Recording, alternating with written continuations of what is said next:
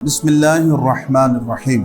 حب جاہ کہتے ہیں لوگوں میں شہرت اور ناموری چاہنا، فیم ہونے کے لیے پتہ نہیں توبہ نعوذ باللہ کتنا لوگ اپنا نقصان کرتے ہیں، پیسہ خرچ کرتے ہیں، حلال حرام کی تمیز نہیں کرتے۔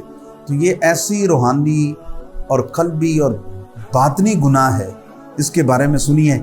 بکریوں اور بھیڑوں کے ریوڑ کے اندر دین کے اندر اتنا نقصان کرتا ہے وہ بندہ، دین کے اندر اتنا بگاڑ پیدا کرتا ہے۔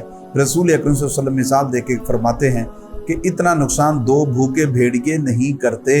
تو آج کتنا کچھ لوگ کر رہے ہیں، توبہ نعوذ باللہ، استغفر اللہ۔ حب جاہ، دنیا کی شہرت پانے کے لیے، اور یہ بھی بیماری دل سے پیدا ہوتی ہے۔ 12ویں پارہ سورہ ہود میں آیت نمبر 15 اور 16 کے اندر رب ذوالجلال ارشاد فرماتا ہے، من کان یرید الحیات الدنیا وزینتها نوفی الیہم اعمالہم فیہا وہم فیہا لا یبخسون اولئک الذین لیس لہم فی الآخرۃ الا النار وحبط ما صنعوا فیہا وباطل ما کانوا یعملون۔ جو دنیا کی زندگی اور آرائش چاہتا ہو، ہم اس میں ان کا پورا پھل دیں گے اور اس میں کمی نہ دیں گے۔ یہ ہیں ان کے لیے جو آخرت میں کچھ نہیں مگر آگ اور حقارت کیا، جو کچھ وہاں کرتے تھے نابود برباد ہوئے ان کے عمل سے۔ تو یعنی یہاں پر حبت جا دنیا کے لیے جو لذت اور چاہت کی جو تمنا کرتے ہیں، قرآن ان کی تردید کرتا، رب کہتا ہے یہ تو دنیا کے لیے جو کر رہے ہیں،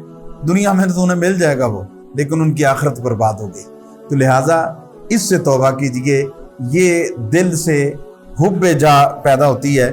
تو اس کے لیے بچنے کا بہترین طریقہ ہے کہ آپ اولیاء کرام کی صحبت اختیار کریں، دینی کتب کا مطالعہ کریں، بری صحبت سے بچیں۔ جو لوگ حب جا کے طالب ان سے بچیں، یہ عارضی چیزیں ہیں، اور آخرت کو پیش نظر رکھیں۔ لوگوں کو چھوڑ کر اللہ تعالیٰ کی رحمت سے لو لگا لیجئے اور اس بیماری سے اپنے آپ کو محفوظ کیجئے۔ اللہ تعالیٰ ہم سب کو محفوظ رکھے۔ والسلام علیکم ورحمۃ اللہ۔